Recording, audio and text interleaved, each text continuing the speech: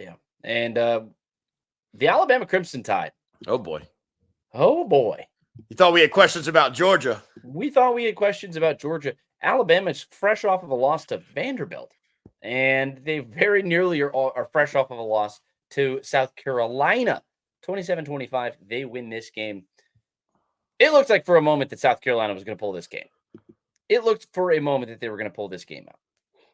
They go down big in this one at one point. I think it was 14-0 or something like that, and then they rallied, and then they scored.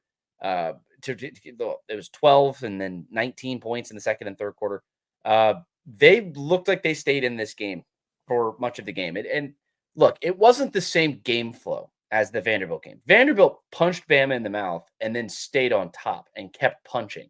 South Carolina got punched, got up off of the mat, and kept fighting. And then they had the onside kick and nearly gave themselves a chance to win this game. And it seems like that dominant first half that Alabama had against Georgia is just forever ago. And I saw someone on Twitter, I don't remember who they are, otherwise I'd credit them for the thought. It felt like they pulled out all their magic tricks a little too early. They used them all against Georgia in that first half, and then they ran out in that second half. Georgia comes storming back into that game, and they haven't been the same team since. You have the second half against Georgia where they get dominated. They get lucky to win that game. And then you have the blundering performance against Vanderbilt. And then you have another blundering second half performance here against South Carolina in a game that you probably should have lost. I don't know, man. Jalen Milroe does not look comfortable right now. He's throwing interceptions. Where is that guy that we saw at the end of last season and then in the first portion of this season? Where did that guy go?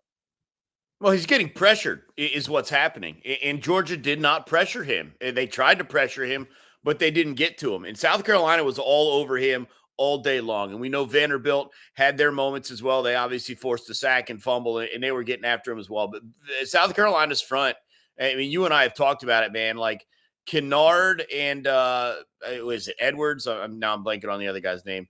They're a problem, and they're a real problem. And so they were all over Alabama all night long or all day long. It was a day game. But look, you go back and watch the 97 seconds to end the first half in which they scored 12 points. That includes a safety, 2 turnovers, one by each team, and then a touchdown on 4th and 9. Like, it was one of the wilder stretches of game that you've ever seen. But yeah, you got them into the game.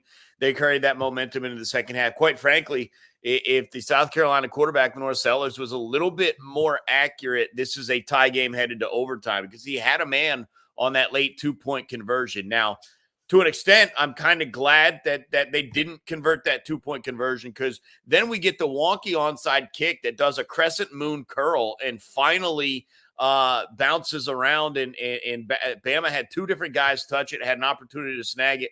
But it's USC who gets on the ball and they try and go down the field. And obviously the game ends on an interception.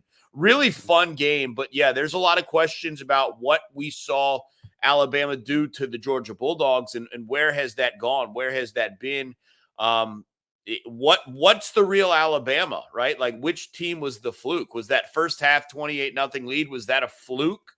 Is the real Alabama the team that allowed Georgia to walk back from 28 down, that allowed Vanderbilt to win a home game, and that allowed South Carolina to come into Bryant-Denny Stadium and push you to the brink?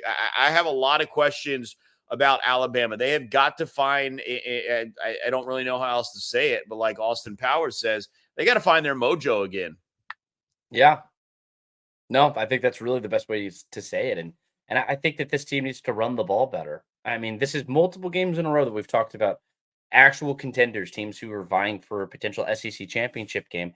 And who's the guy right now? Because Jalen Milroe, he gets 18 carries in this game. He doesn't go over the 50 yard mark.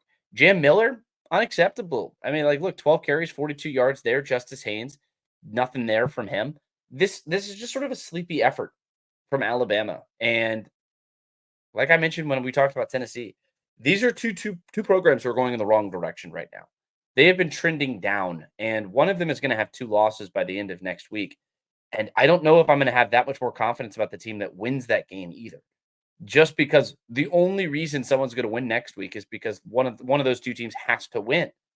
And that's not what I should be saying about a top 10 team right now. Well, it'll depend A how it little looks, harsh. though, too. It just if it's one of those games that neither team really grabs and wins, but just some team had to lose, I agree with you, Mm. right? But like if it's a game that one team just comes and grabs and dominates, maybe we have a couple of questions to ask. But yeah, I there's definitely potential of the scenario you're talking about, though.